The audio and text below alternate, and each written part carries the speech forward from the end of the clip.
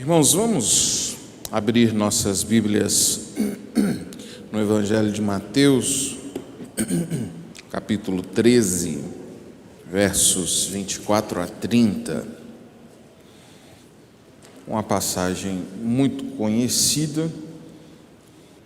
Evangelho de Mateus, capítulo 13, 24 a 30. Eu farei a leitura, você pode acompanhar. Outra parábola lhes propôs, dizendo: o reino dos céus é semelhante a um homem que semeou boa semente no seu campo. Mas enquanto os homens dormiam, veio o inimigo dele, semeou o joio no meio do trigo e retirou-se. E quando a erva cresceu e produziu fruto, apareceu também o joio. Então, vindo os servos do dono da casa, lhe disseram: Senhor, não semeaste boa semente no teu campo? De onde vem, pois, o joio? Ele, porém, lhes respondeu: um inimigo fez isso. Mas os servos lhe perguntaram: queres que vamos e arranquemos o joio? Não, replicou ele, para que, ao separar o joio, não arranqueis também com ele o trigo. Deixai-os crescer juntos até a colheita, e no tempo da colheita direi aos ceifeiros: ajuntai primeiro o joio, atai-o em feixes para ser queimado, mas o trigo recolhei-o no meu celeiro. Vamos orar. Ó Deus, fala-nos por Tua palavra, nos instrua para que possamos assimilar as verdades que o Senhor tem para a nossa alma. Em nome de Jesus, amém.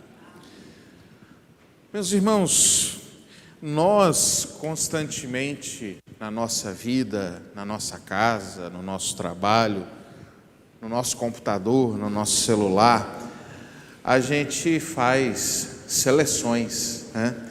A gente faz algum tipo de limpeza, de descartar algumas coisas e optar por permanecer com outras. Quando surgem momentos como a gente teve com as crianças algumas semanas, alguns meses atrás, que a gente foi estimulado a fazer doação de roupa, a gente esteve lá olhando e falando: não, essa roupa eu quero usar, essa roupa tá boa para doar, e essa aqui eu não sei nem por que está no guarda-roupa, que ela não serve nem para eu usar e nem para eu doar, ela tinha que ir para o lixo, né? E você descartou.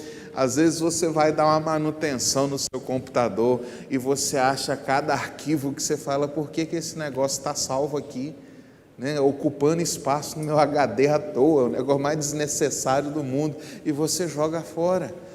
Se você tem a mania de guardar coisas, acumular coisas, de vez em quando você se pega mexendo no quartinho da bagunça, na despensa, naquele cômodo do acúmulo lá na sua casa, e você acha cada coisa que fala: por que eu guardei isso aqui, né?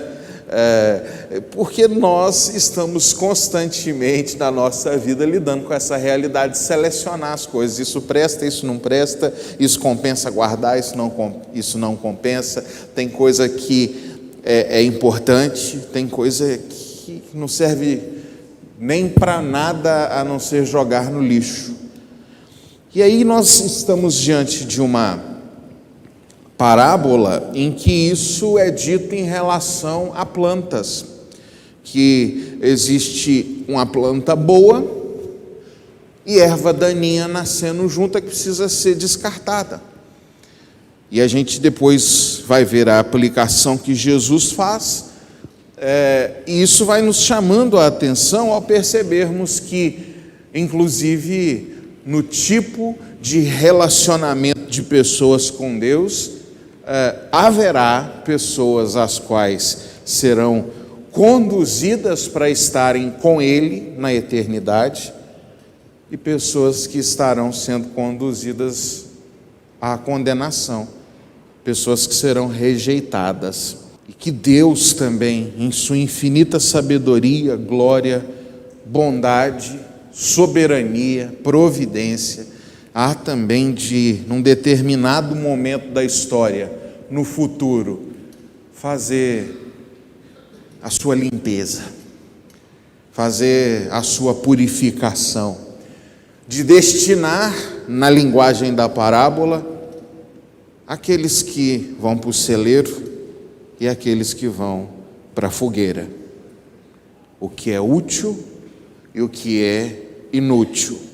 Ao longo desse mês nós falaremos sobre isso, o destino dos inúteis. Aqueles que não estão a serviço do reino, aqueles que não são parte do reino, aqueles que não estão em Cristo, vivendo para Cristo. A Bíblia é muito clara em dizer que eles têm um destino também, que eles têm uma finalidade também, e que não é das melhores.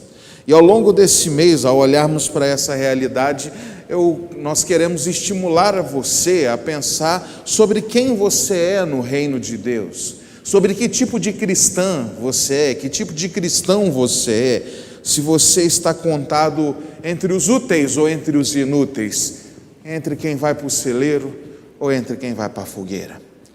Jesus estava aqui contando algumas parábolas. As parábolas agrícolas são chamadas, né? As parábolas de Mateus 13. Ele conta a do semeador, né? Tem a ver com quem semeia e o tipo de terra em que a semente é lançada. Ele conta agora a parábola do joio e do trigo, e por fim a do grão de mostarda. São parábolas que tinham a ver com a agricultura, com aquilo que as pessoas mais praticavam na época, né? Não tinha ocorrido uma revolução industrial, não havia uma revolução tecnológica, era uma sociedade agrícola. Então, por isso, boa parte das parábolas que Jesus conta tem a ver com aquele tipo de sociedade que estava ali, com figuras comuns, muito apreensíveis para eles, que eles conseguiam visualizar enquanto Jesus falava. E aqui então, depois de ter falado da parábola do semeador, ele conta essa que é a parábola do joio e do trigo. E ele diz: um homem, um fazendeiro, ele tinha uma terra, e ele chegou e selecionou boa semente de trigo, e ele semeou essa semente no seu campo. Tendo semeado, ele, junto com seus funcionários, foram dormir, foram descansar. E nesse período de seu descanso, enquanto os homens dormiam, o inimigo veio, lançou uma semente má, uma semente de joio no meio do trigo, de forma que ninguém podia perceber. Era somente semente na terra. E as plantinhas começam a nascer. E enquanto as plantinhas nascem, também não se dá para ver, porque são plantinhas muito parecidas. O texto vai nos dizer então que, no versículo 26, que quando a erva cresceu e produziu fruto, apareceu também o joio. Então a diferença foi percebida quando chegou no ponto de começar a frutificar. Tem trigo dando os seus frutos, dando as suas espigas, dando ali os seus filamentos, e tem uma outra coisa nascendo junta que não produz nada. É neste ponto que os funcionários, fazendo as suas manutenções, olham e falam: opa, está nascendo um negócio errado aqui. Ao lado de cada pé de trigo está nascendo um outro negócio enrolado, tem joio nesse meio. E eles vão então até o dono da terra e falam, e o indagam, né? Falam: chefe, você tem certeza que a semente que você lançou ali, que você semeou, é semente boa? Porque nasceu joio. Não tem só trigo lá, tem joio também. E aí o dono não tem nem rodeios e nem teorias. Ele diz: o inimigo lançou uma má semente.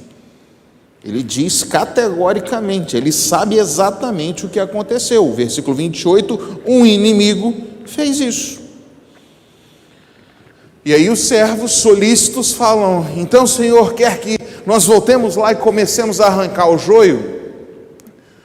E ele diz: não façam isso, porque a tendência é que junto com o joio vocês vão arrancar trigo também. Porque o nome do joio, inclusive o nome latino da espécie, é joio barbudo, porque ele tem uma espécie de uma abraçadeira que ele vai se juntando na raiz. Então, ao se arrancar, você não conseguia só arrancar o joio, porque tinha juntado e grudado na raiz do trigo. Você puxava, você perdia tudo. Então ele fala: deixa crescer os dois, não vai prejudicar a produção do trigo. Na hora que a gente arrancar tudo, a gente vai fazer essa separação. Então vocês não façam isso.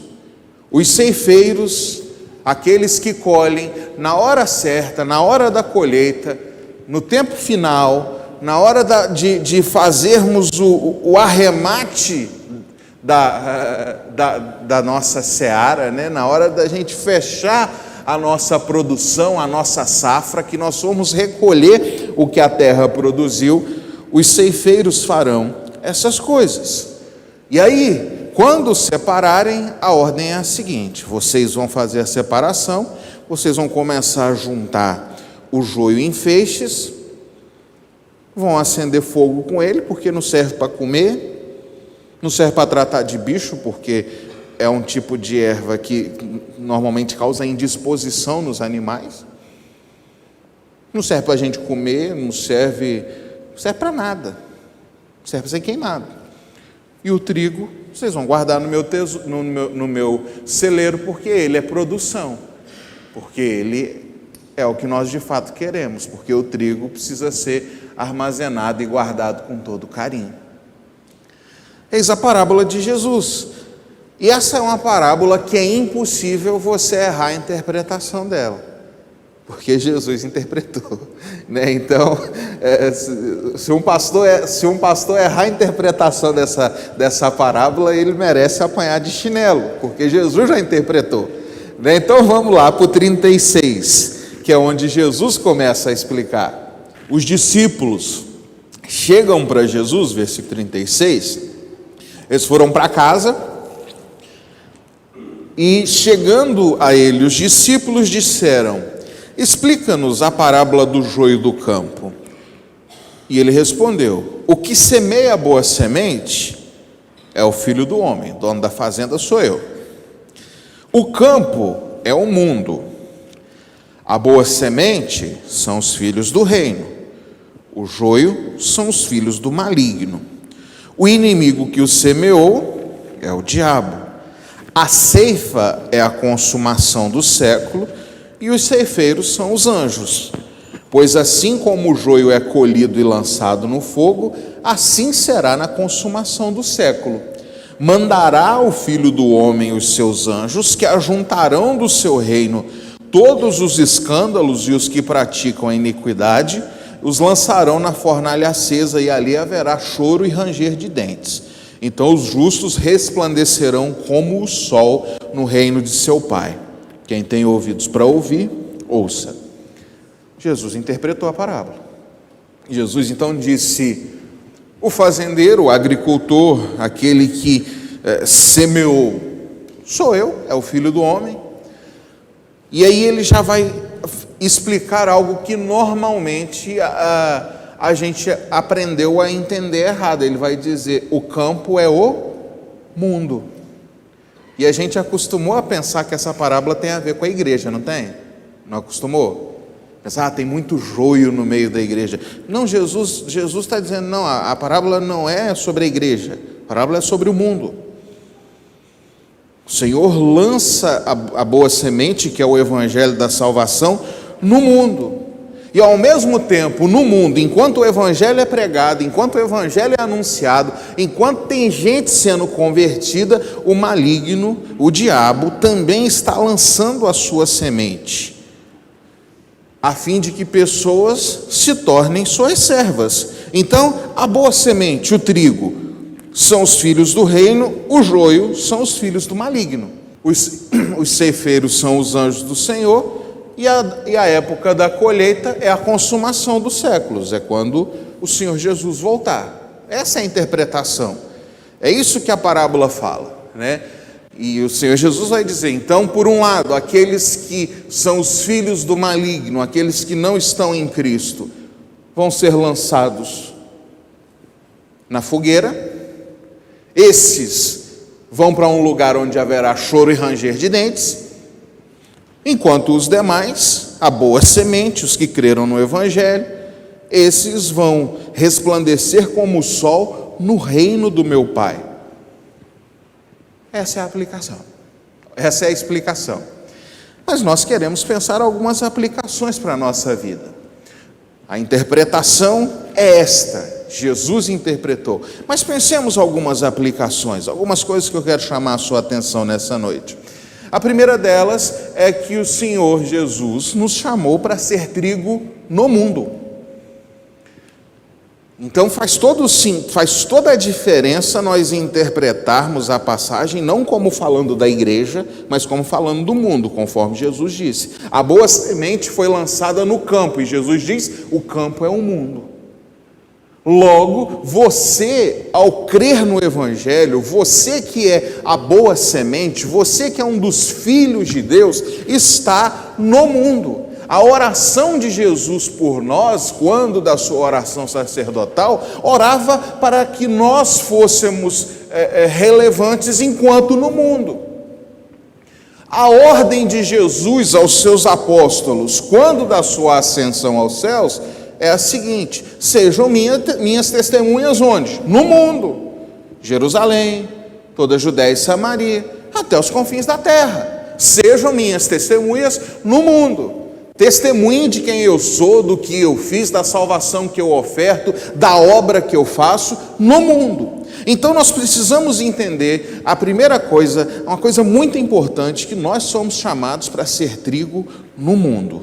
E que isso tem a ver com a nossa vocação do ir, a nossa vocação para frutificar, a nossa vocação para ser e fazer diferença onde estamos, né? Você já deve ter compartilhado ou lido alguém que compartilhou uma frase que diz assim: floresça onde estiver. Pois bem, isso é extremamente bíblico. Floresça e frutifique onde você estiver. Você, trigo de Deus, você, boa semente de Deus, independente do lugar onde você estiver, no seu trabalho, na sua faculdade, na sua família, nos seus amigos, nos seus relacionamentos, nesta igreja, você é chamado a ser trigo. Você é chamado a ser um filho de Deus, alguém que honra o Senhor. A boa semente são os filhos do reino, gente que já tem o reino dentro de si, gente que já vive neste mundo submissa ao Rei Eterno. Gente que já vive nesse mundo, não com os preceitos desse mundo, como se fossem governados pelas teorias, pelas ideologias ou pelas manias desse mundo, mas gente que carrega em si e dentro de si a subserviência única e exclusiva ao reino de Deus. Esse é o trigo, esse é o povo. Então nós precisamos entender, e a primeira coisa é essa: você precisa ser trigo no mundo. Você precisa ser luz no mundo. Você precisa ser sal no mundo. O Senhor Jesus disse: sejam minhas testemunhas no mundo. E é fazer essa autoanálise. Tirando este período que eu estou aqui com os irmãos da igreja, como funciona o meu dia a dia, a minha postura, as minhas palavras, os meus ensinos, o meu testemunho, onde quer que eu estiver, nas coisas que eu falo, nas coisas que eu faço. Seja trigo no mundo. A outra coisa que é clara aqui nas aplicações no texto é que nós precisamos entender que nós estamos num mundo que ele é polarizado desde a sua criação. Gênesis 3, capítulo 15, diz assim: tem uma semente da mulher e tem uma semente da serpente. Tem uma descendência da mulher e tem uma descendência da serpente. E essas duas sementes travam uma guerra milenar. Essas duas sementes, elas vão ao longo de toda a história da redenção, passando por longos embates. Constantemente o inimigo de nossas almas estava tentando, de alguma maneira, suprimir a obra do reino de Deus. Perseguições, guerras, falsas doutrinas, idolatria. O que a gente vê o tempo todo é um povo se desviando para um lado contrário ao que Deus queria e Deus resgatando de volta esse povo. O que nós vemos o tempo todo é o diabo, de alguma maneira, tentando suprimir, dificultar o progresso da história da redenção.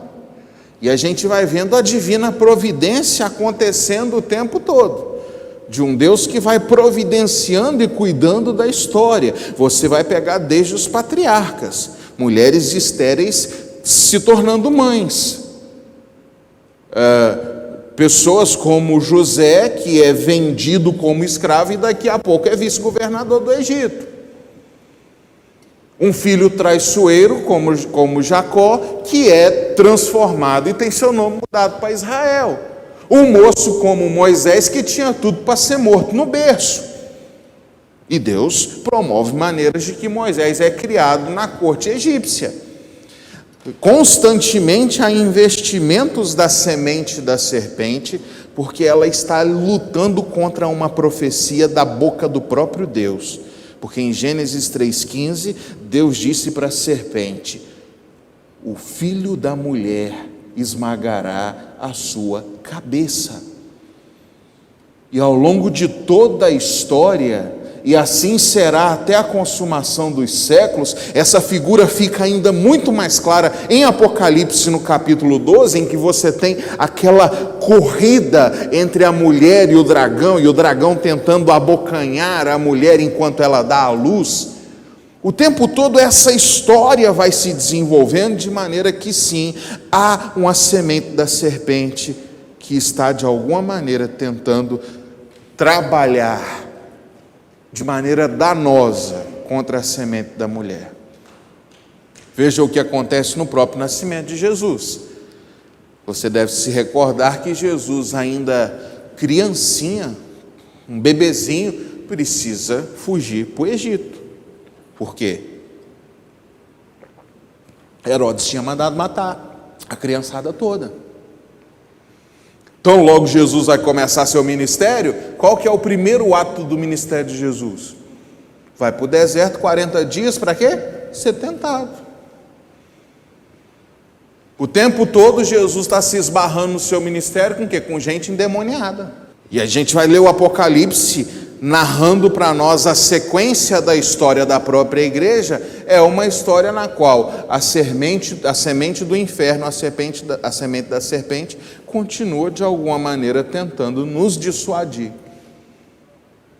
Então, quando nós olhamos aqui para a parábola, entendemos a história da redenção conforme expressa nas Escrituras, nós vivemos num dualismo.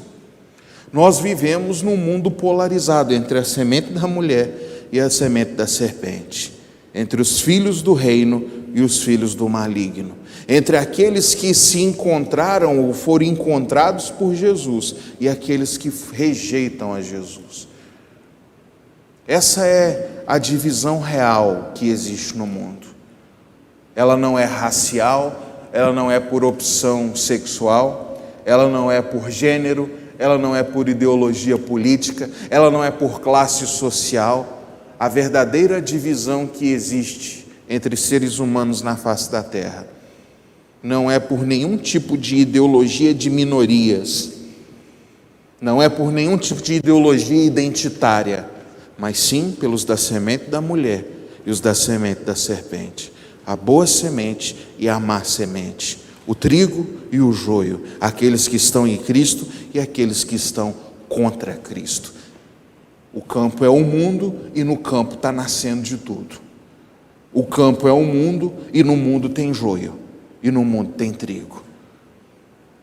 O campo é o mundo e essa batalha é verdadeira, essa batalha é real. Mas o que diferencia, um terceiro aspecto aqui, o joio do trigo? Nós acabamos de ler que isso foi notado na época de frutificar.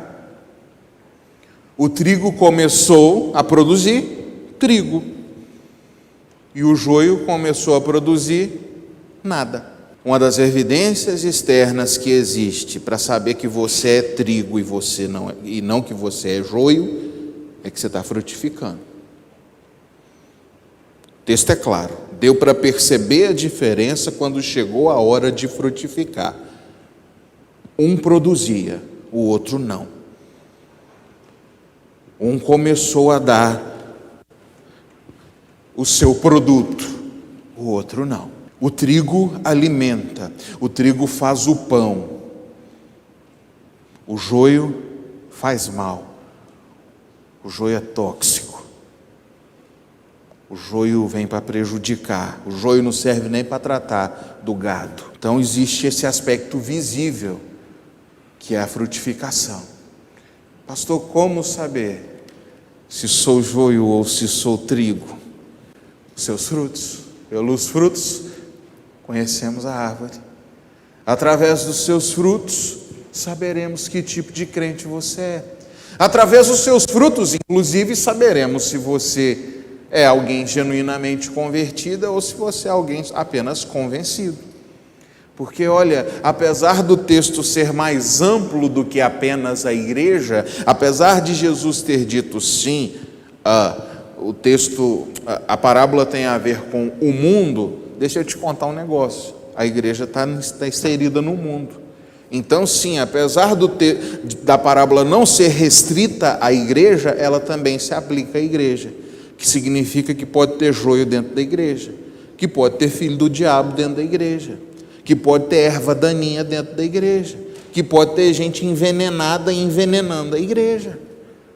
Porque a igreja também está inserida no mundo. E assim como ela catalisa gente santa, gente crente, gente que está produzindo o bom fruto, ela catalisa gente que consegue enganar. E que por algum tempo está aqui envenenando sem que a gente consiga perceber. O fruto é o aspecto visível. Uma outra coisa importante das aplicações aqui é qual é o nível da batalha. Pastor, ok, entendi, nós estamos num mundo dualizado, nós estamos num mundo polarizado. É verdade, existe a semente da mulher, existe a semente da serpente. O mundo está aí nesse drama, nesse dilema, nesse enfrentamento entre essas duas realidades. E qual é a nossa postura? É a conversa que os servos têm com o Senhor. Senhor, quer que nós vamos para dentro e começamos a arrancar tudo? Quer que nós comecemos a fazer a limpa? Quer que nós promovamos uma nova Santa Inquisição? Quer que nós promovamos algum tipo de cruzada para matar os infiéis? O Senhor diz assim: não, deixa crescer. Esse trabalho não é seu. Essa obra não é sua. Na história da igreja houve o tempo, como eu acabei de mencionar, por exemplo, das cruzadas. As pessoas queriam peregrinar até Jerusalém e eram impedidas por causa do controle territorial da recém-fundada religião do islamismo, que as pessoas eram assaltadas, assassinadas, sequestradas naquele trajeto, a ponto das cruzadas serem idealizadas para isso. Fala, olha, nós queremos ir a Jerusalém. Essas pessoas não deixam. E aí o Papa foi e lançou uma ótima premiação. Tem vaga assegurada no céu, quem for lá e fazer uma limpa. E aí começam a nascer as ordens armadas.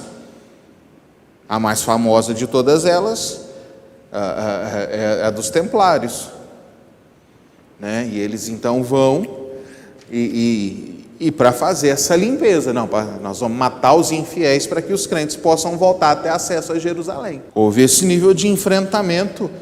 A fundação dos Estados Unidos da América se dá porque os nossos irmãos protestantes da Escócia, da Inglaterra, do Reino Unido, de um modo geral, tiveram que sair fugido lá da ilha, né, lá da Grã-Bretanha, para não morrer,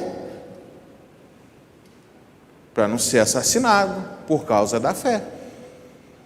Então, muita gente achou que era tarefa nossa, enquanto crentes, sair fazendo a limpeza. E o Senhor, o dono do mundo, o dono do campo, diz assim: não, deixe crescer. A tarefa não é de vocês. Outra coisa que eu acho interessante é que eles não perguntam uma coisa que me intriga aqui, que era assim: já que o Senhor sabe que foi o inimigo que fez, por que o Senhor não manda a gente ir lutar contra o inimigo? Por que o Senhor não manda a gente ir guerrear contra o inimigo que lançou essa semente? Tem muita gente que acha que guerra espiritual, que batalha espiritual é lutar contra o diabo. Fazer uma marcha para Jesus para expulsar o demônio territorial do bairro São Pedro. Aí ano que vem tem que fazer outra marcha para Jesus, porque os capetas ficaram corajosos e voltaram de novo. E aí fica fazendo todo ano marcha para Jesus para expulsar demônio territorial, porque a nossa fé está muito fraca. E a gente expulsa um ano marchando e eles voltam no outro ano e tem que marchar de novo para expulsar de novo. Então, se um dia te perguntar assim: por que o presbiteriano não participa de marcha para Jesus? Porque nós não acreditamos em demônio territorial. Nós não acreditamos que nós expulsamos demônio marchando. Essa não é a nossa teologia. Não faz sentido bíblico essas coisas.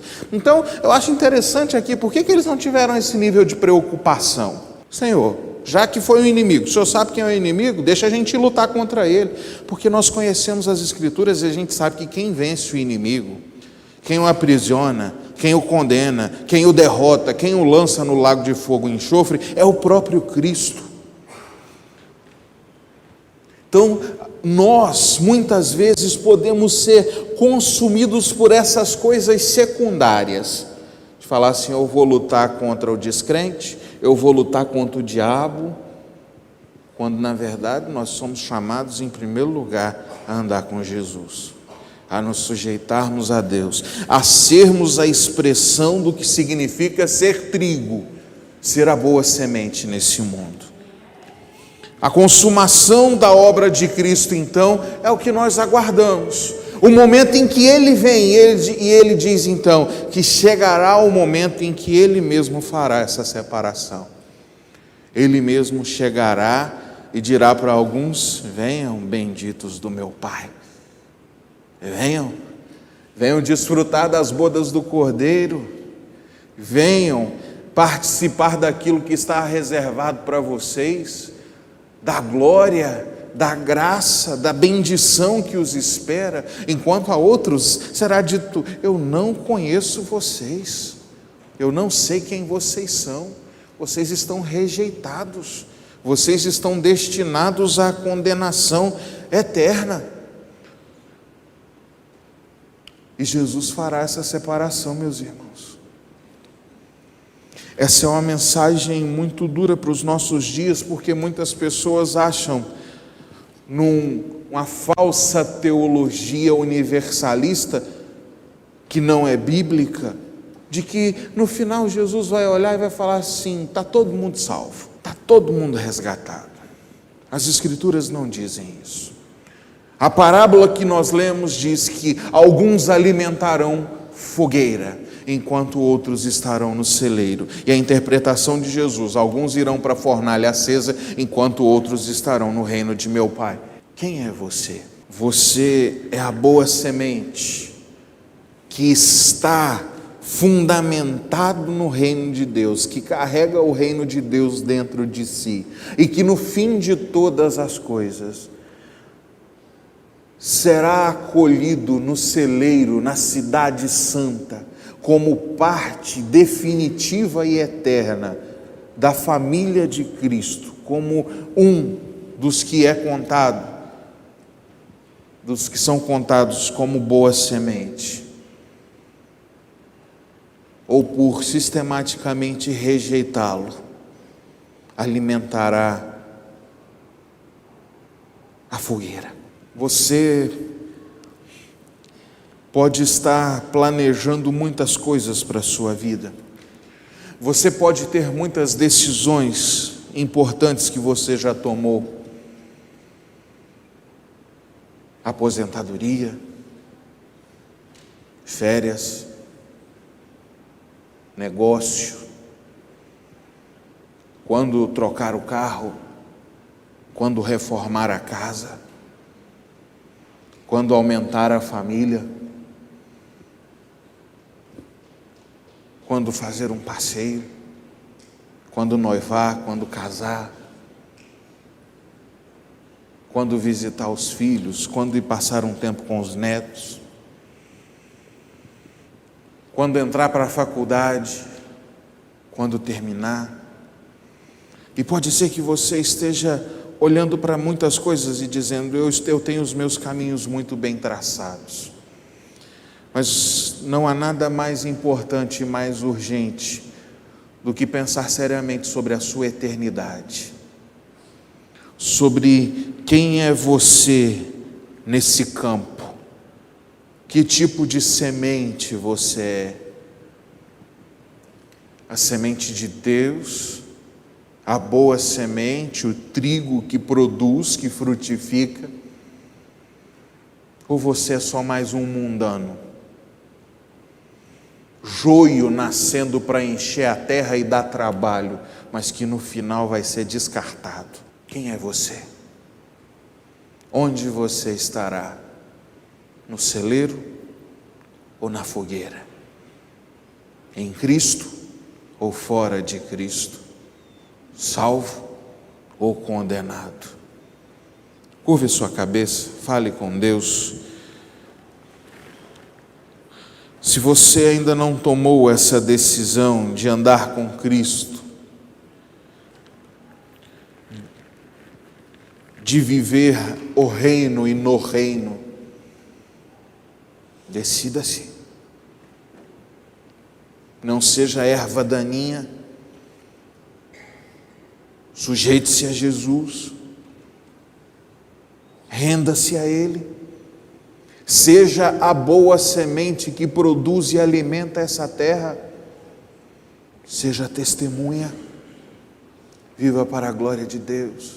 Santo Deus, nos ajude. Tem misericórdia de nós.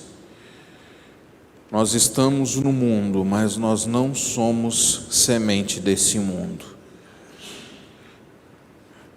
Nós já fomos tocados pelo mal. O pecado